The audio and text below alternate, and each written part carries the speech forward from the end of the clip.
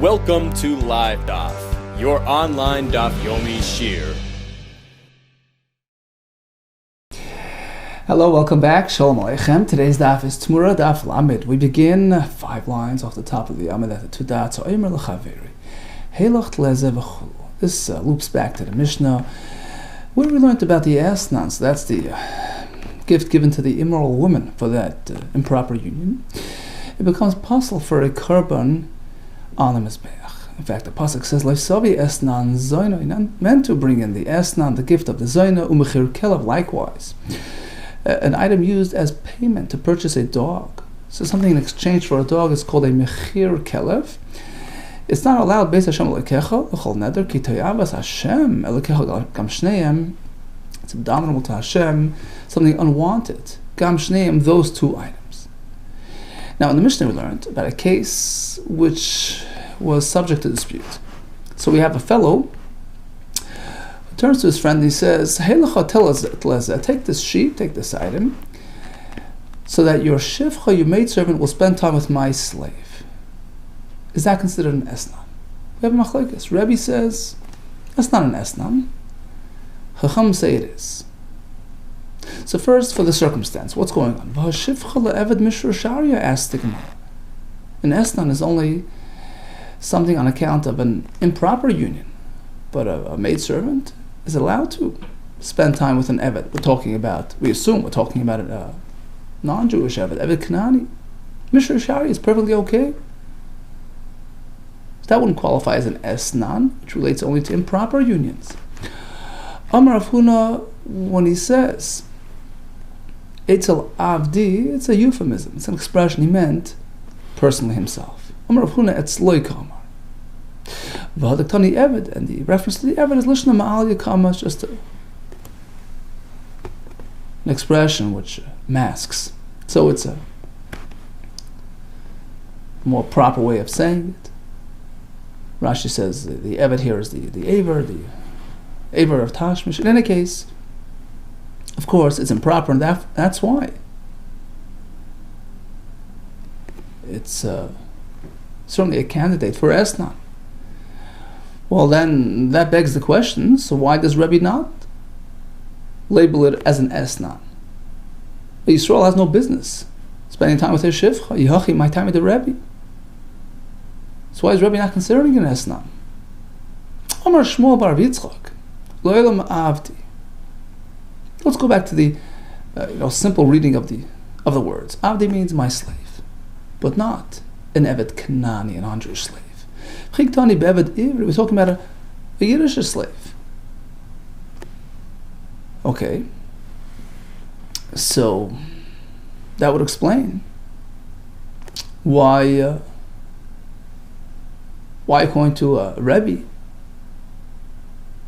it's not an esnan, although he's a Yiddish slave. But as we know, we learn back in Maseches Kedushin, Rashi brings it. It's based on the pasuk Mishneh Schar Sachar Avadcha, double. He has a double work. He works by day and at night, meaning he has to spend time with a shivcha in order to generate offspring, avadim, for his master. So it's perfectly allowable. And that would explain why it's not an esnan. So that justifies Rebbe's shita. But now we shift over to the Rabbanon. Yachi, my time with the Rabbanon. If so, why do Rabbanon consider it yes an esnan? We know that shivcha le'eved, even le'eved ivri mishra shari, she's okay, she's mutter for him. So there's nothing improper about this union. Hachava Mayaskina was speaking when the Leslie isha ubanim. This Jewish eved that you own does not have his own wife and kids, doesn't have a family. And we know that in that case, he has no business spending time with his shivcha. The Sani, as we learned in the Brisa back in Maseches Kedushin, having one's own family is a precondition for access to the shivcha. The Sani, Ein lo isha ubanim, he has no family of his own. Ein rabbi moiser le shivcha kananis. In that case, his boss could not pair him up with the shivcha kananis. Only yesh lo isha ubanim, he has his own family. The eved, Rabbi moiser le shivcha kananis. In that case, his master pairs him up with the shivcha kananis. That's the rule that we learn based on the pasuk there. So the situation here is that the Eved does not have his own family. That's exactly the point of Machlekes. Chacham say it's forbidden for him to access a shifcha, in which case if they are paired up and there's something that changes hand, this tleh is given as a fee, as a pay, for that union, that qualifies as asna. And Rebbe disagrees. He doesn't hold of the whole precondition of the having to have his own family, in which case it's perfectly permissible. And there's no asnan involved. Continues the Mishnah. Ve'ezu mechir kelev. Next item in the pasuk is mechir kelev. How do we define a mechir kelev? Reuben turns to his friend Shimon. He says, "Hey lach, tleh, take this tleh, this sheep, tachaz kelev zeh, exchange for this dog." He uses this tleh as a payment for a dog.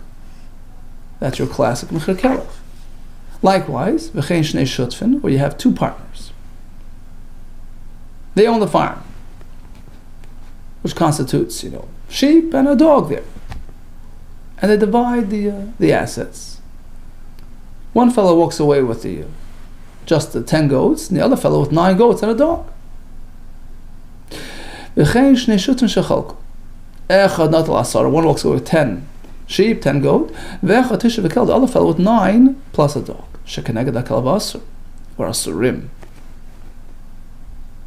All 10 that Reuben took, those are keneged akel, correspond. They're opposite the kelev. On the other side, they're all asur. The obvious question will be why.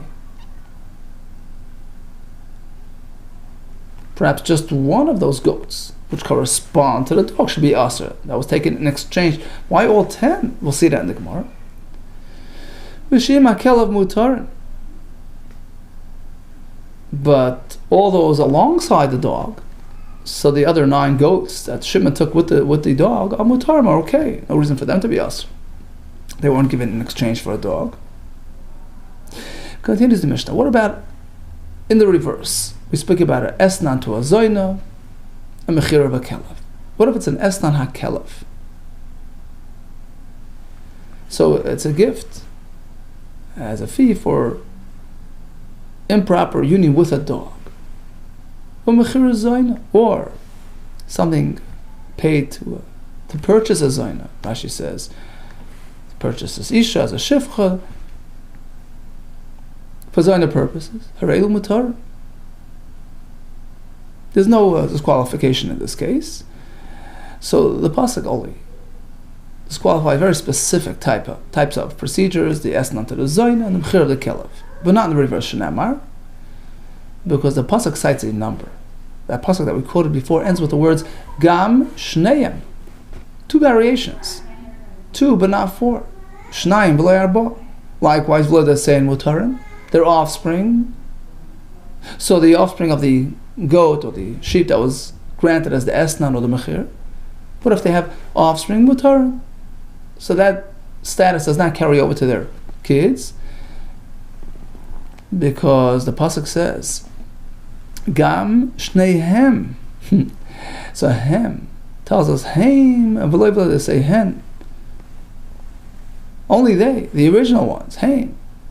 V'lo they say not the offspring. TEMURAH. How do we know what a mechir kelev means? Zeu chalife kelev. Mechir means in exchange, used in a swap for a dog. We find in the pasuk. The term mechir relates to a payment for something. Timkar amcha b'loyhain, Hashem, you sold your nation, so to speak, without. You didn't even demand a high price. So you see that mechir relates to payment in a purchase transaction. Says the Gemara. Hey, Ma, perhaps you can say like this. That mechir kelev is just another variation of an esnan. Payment for improper union with a dog. Ema esnan mamish. The guy, the Bach adds esnan mamish.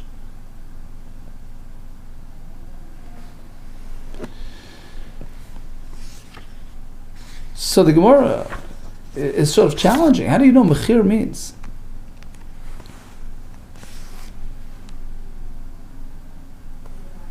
only the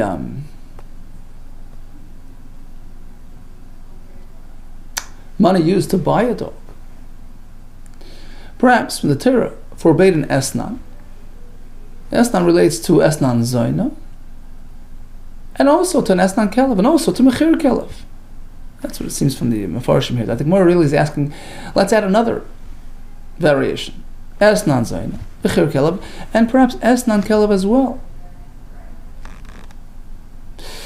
The Bachas Geras, imkein habut lasa. If so, you have three.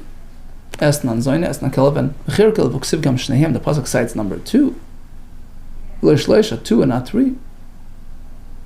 Says, no, that's not what I meant. Mikam rina anan esnan mechir. You think I meant that by a kelev you'll have 2 variation, esnan kelev, mechir kelev, esnan v'lo mechir kamrina. I meant to say like this, that perhaps the term mechir kelev is not, as you had proposed, payment for purchase of a dog, payment for spending time improperly with a dog. Maybe that's what it means. Esnan v'lo mechir kamrina, which gets us to a sum total of 2, as per the number in the pasuk. If so, why does the pasuk insert the term mechir? Just say loisavi esnan zoina and also v'chelav, the esnan of the zoina and the esnan of the kelev. So esnan relates to both. V'chsiv esnan zoina mechir kelev. The change in language, esnan zoina then mechir kelev, tells you that 2 separate kinds of things. Shma mino. There's a gersa mechir hu dekam rachman of esnan. Shma mino. That in fact, mechir and esnan are not synonymous. Esnan is esnan, that relates only to a zoina, to a human, and mechir is actual payment for purchase of the kelev. And only those 2 are us. Hashutvan shecholka echad natal. So we have these 2 partners, divided the assets. He walked away with 10 goats, him 9 goats and a dog. So all 10 in Reuben's possession are tainted by that dog found in Shimon's portion. And the question is why?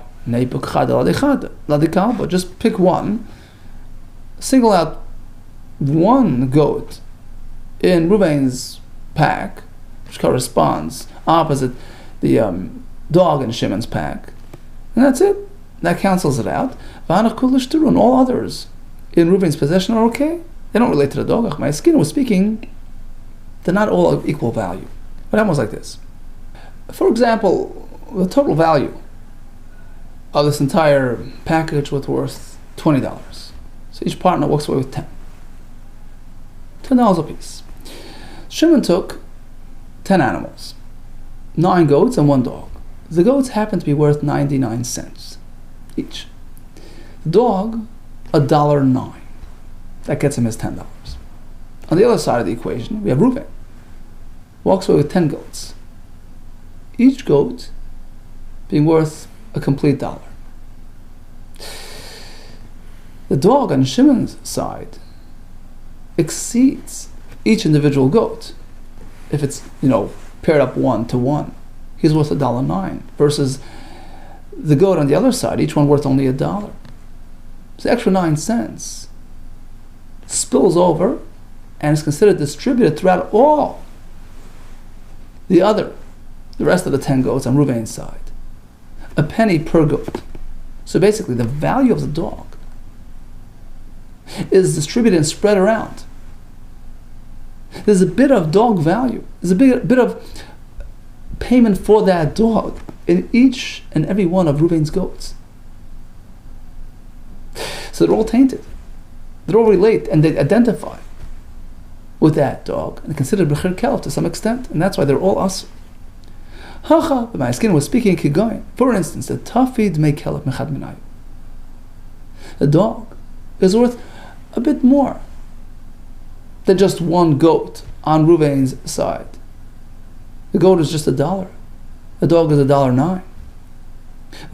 And this excess value, this extra 9 cents, the kelev in that dog, shadi, bikulu, is now distributed throughout all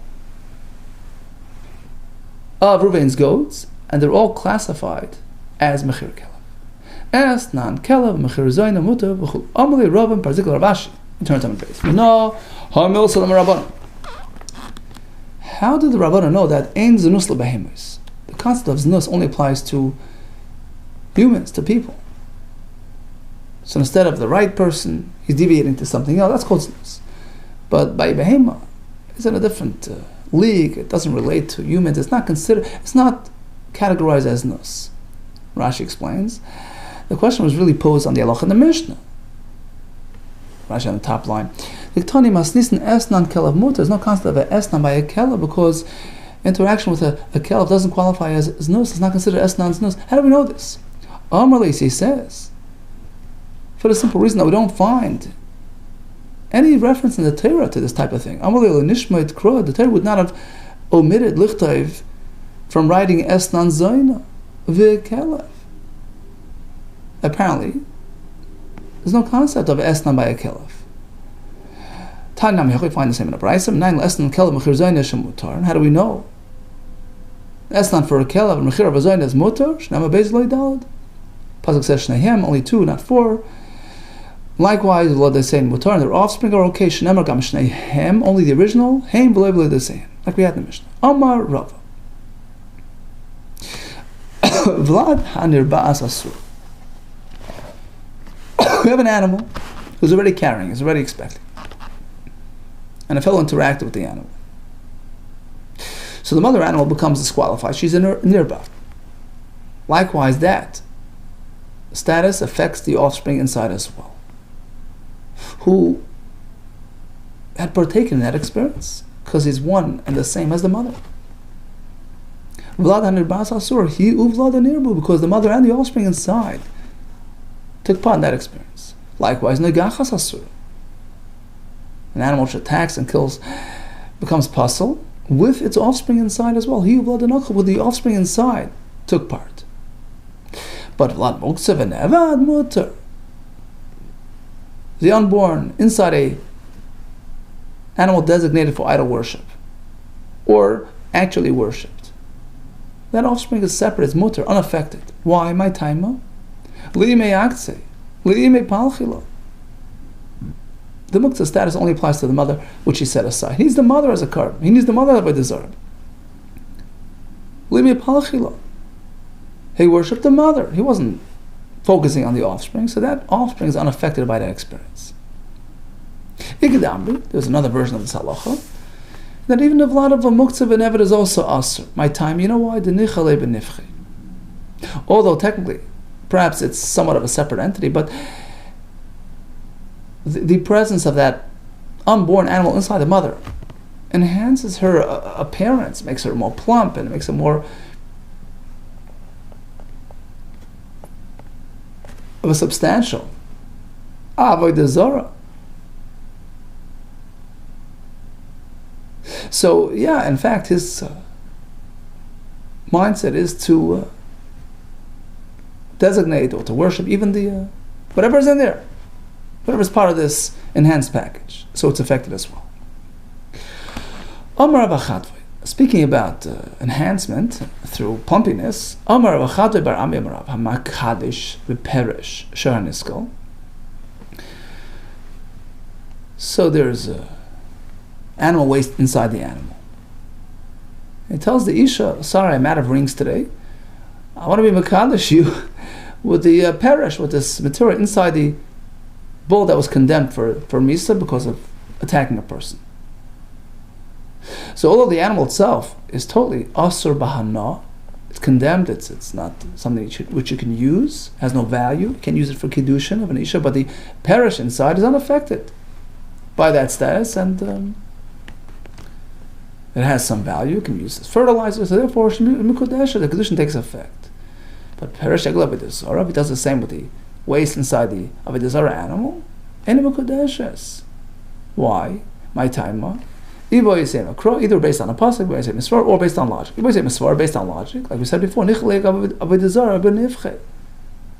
because any material that aids to enhance the look and the impressiveness of the avodah zarah is something that he's pleased with, something that he's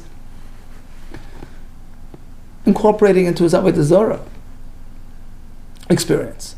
So it's considered having taken part in the Avodah Zarah experience and becomes Asur B'Hano. As opposed to the parish inside the Shara Niskel. When the Bezdin, called out the bull and held it accountable and condemned him, it was the bull, not the parish inside, which is like a separate entity. And the reason is because the owner has no gain and benefit from a fatter Shara Niskel. He's not, focused on that. It's not.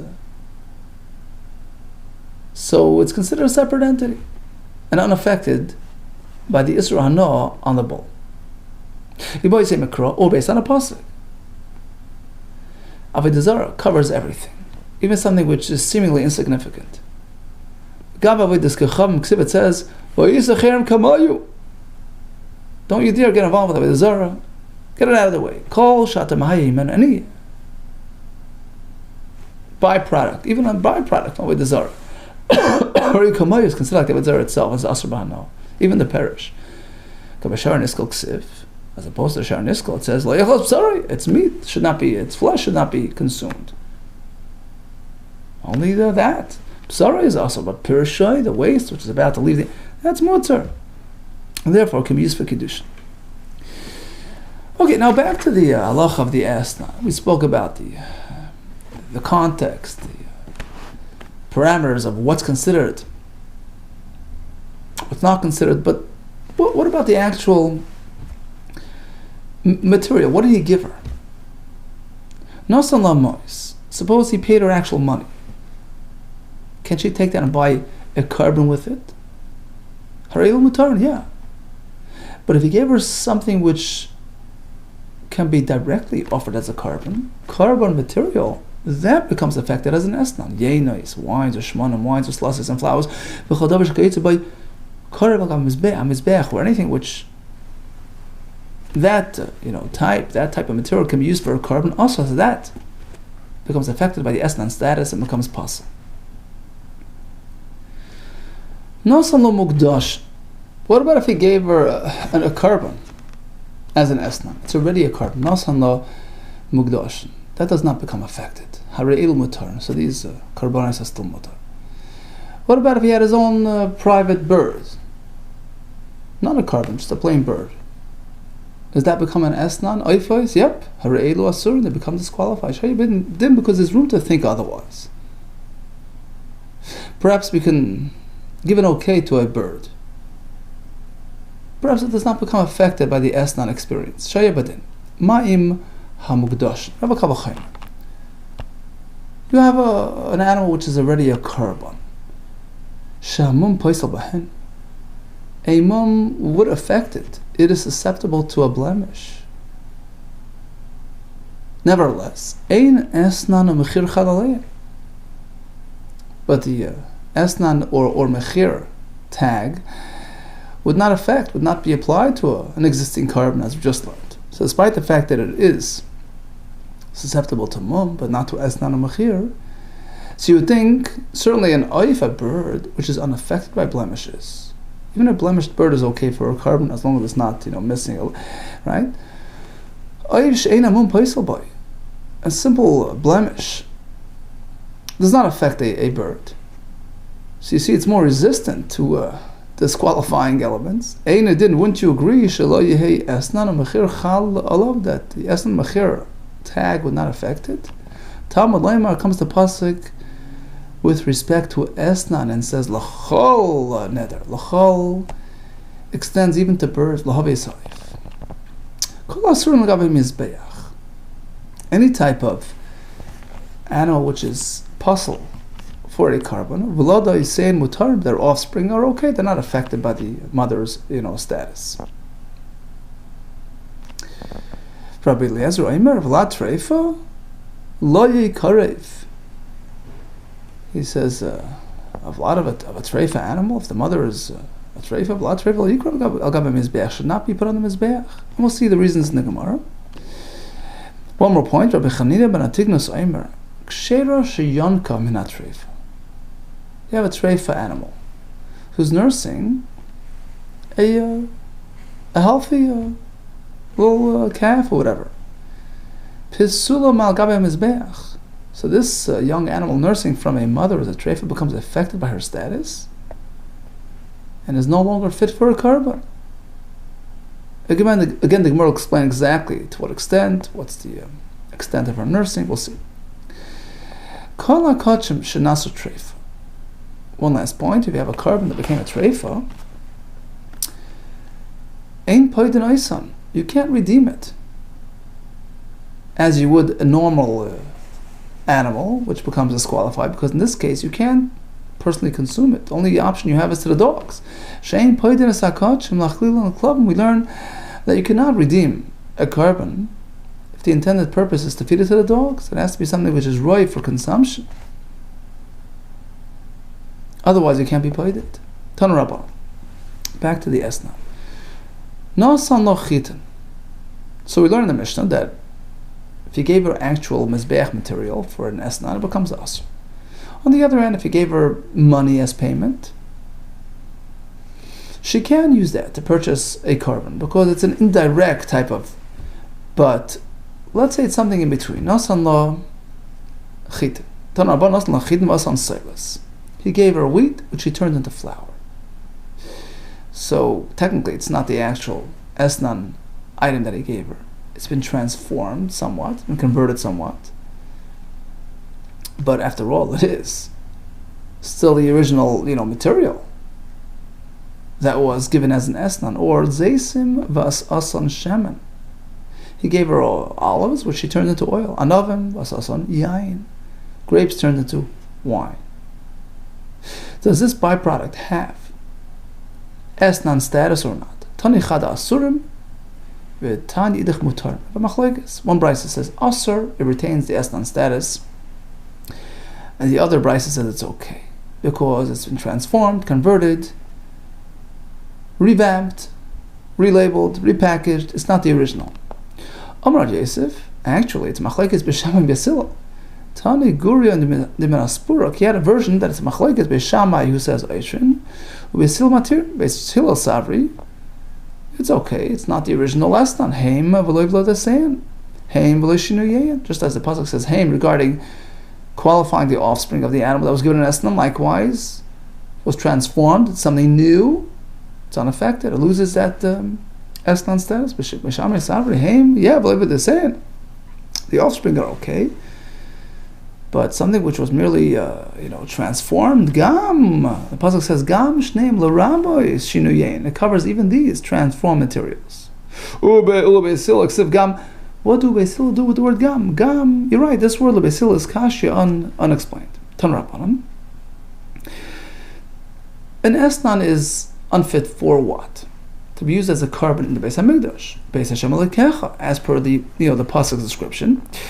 Prat leparashin bo lebais, as opposed to paraduma. So if he gave her a paraduma as an esnan, that's okay because it's not meant to be processed inside the Beis HaMikdash.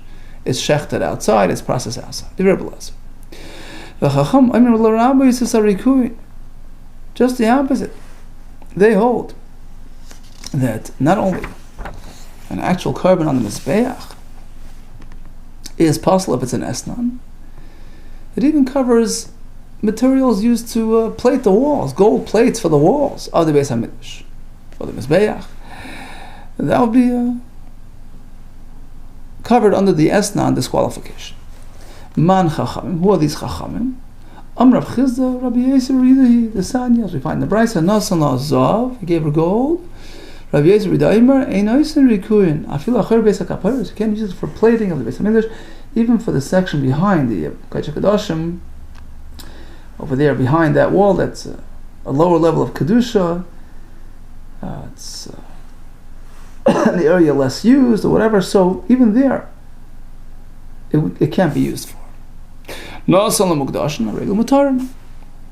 However, if he had a korban in his possession, he gave it to her as an esnan, it's unaffected. Asks the Gemara why. Perhaps we could argue that it's affected, based on the halacha that a bird is affected as well. he gives her his own bird, it becomes an esnan, perhaps kachim as well. Why? V'yu mukdashin, perhaps on a hegdish animal given as an esnan or used as a mechir, esnan and mechir should be chal, should be applied to them as well, mekavachim based on kavachim. Uma efes. Even a regular bird given as an esnan, she'ena mum poisel behem, which is resistant to the mum situation, as we explained before, mum doesn't affect it.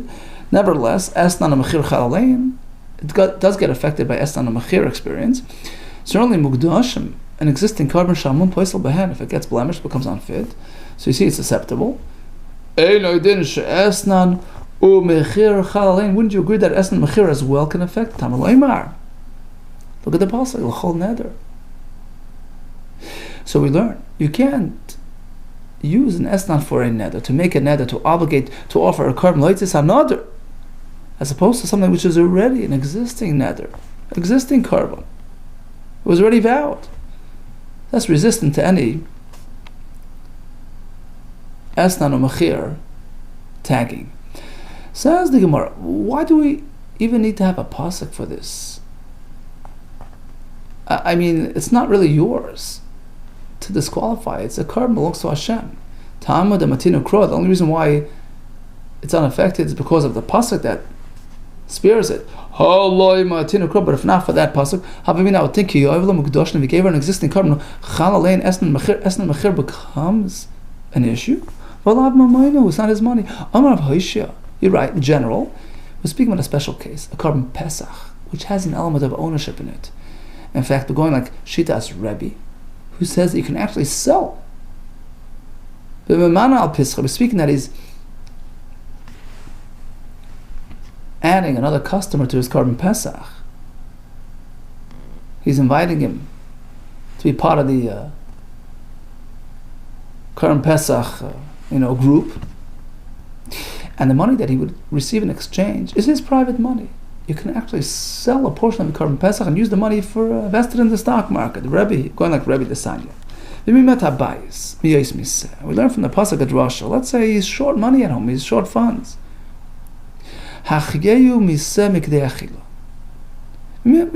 Means he's having some tight times financially. You can enliven yourself, you can shore up your financial hole, by way of selling off a part of your sheep, your carbon pesach. According to the Chacham, it's only allowed if the purpose is mikdei achila. You don't have sufficient supplies to facilitate the consumption of the carbon pesach. You don't have enough wood to cook, to roast it.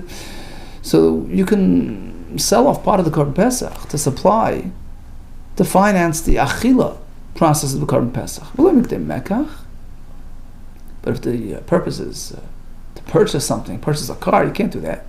It's not your private, item to sell. So only, within the family, to self-supply, to support the actual, carbon pesach process, you can sell in order to gain access to funds for that purpose, but not for just any private purpose.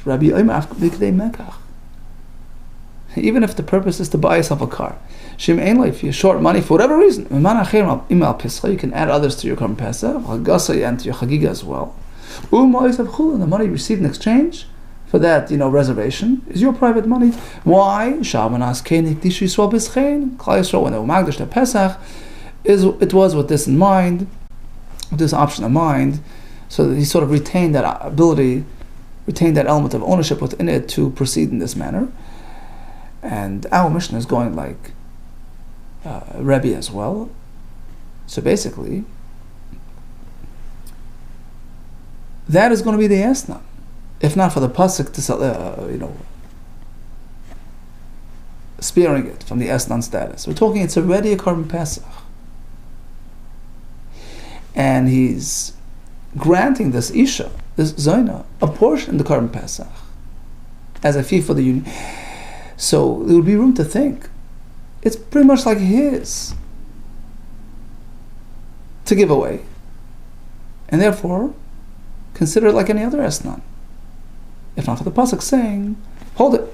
The fact is, it's a Korban Pesach, already has Kedusha, and it's immune from this Esnan disqualification.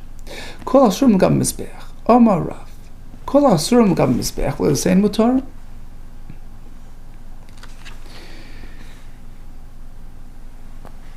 Okay, so back to the Mishnah, or some say it's Rav speaking, that all disqualified Karbanis, their offspring are okay. We have a brisa on that. Rabbi Eliezer says it's Asur. So not only by Vlad of a Treifa, like it sounds in the Mishnah, any Vlad of any Apostle Karban is Asur as well.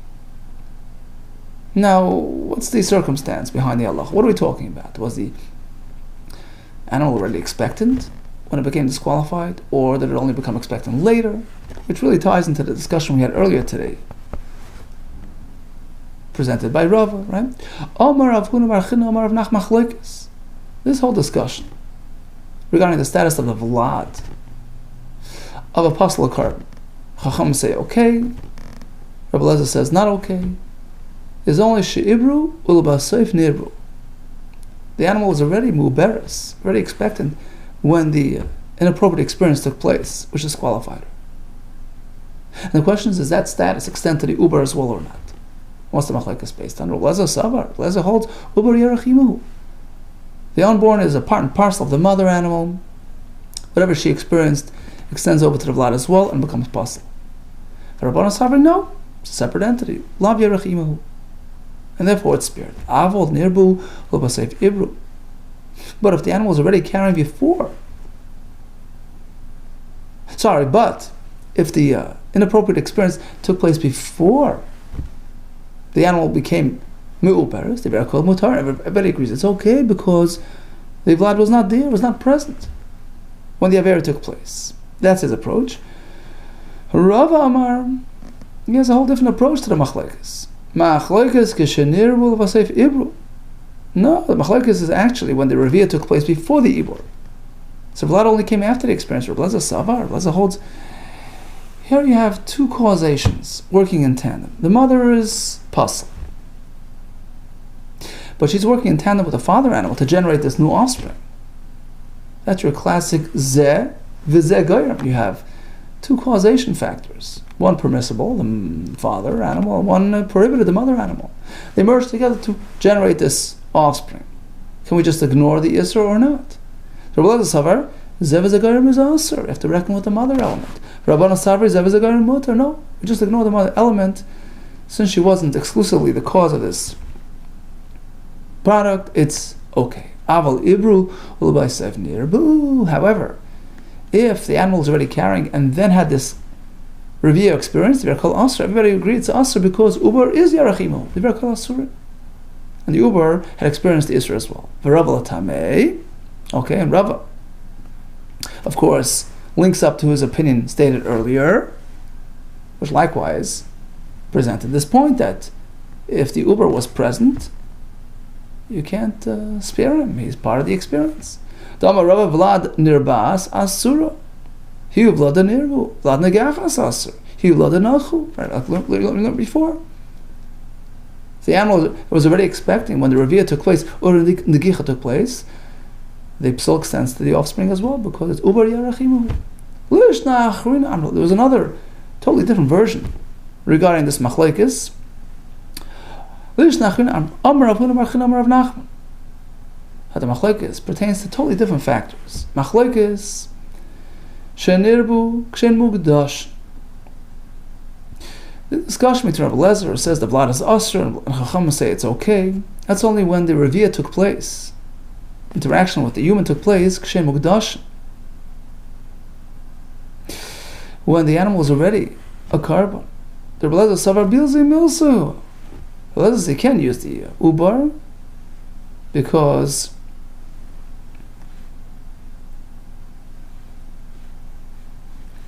it's bizayin, it's degrading, it's inappropriate.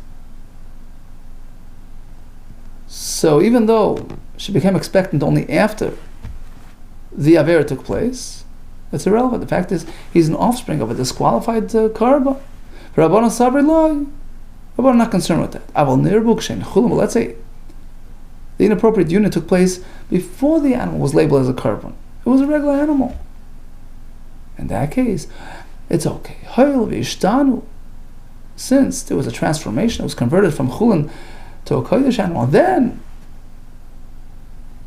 eventually had a baby. Everybody agrees it's okay because the experience took place it preceded the hegder status. So we could just ignore that experience with relation to this offspring. Okay? You see, the offspring now is like 2 steps removed from the Avera. First of all, he's an offspring, he's not the original. And the episode predated the hegder status of the mother, so it's too far removed, it's okay. Rav Amar. Rav Nachman quotes Rav Nachman differently. Machlokes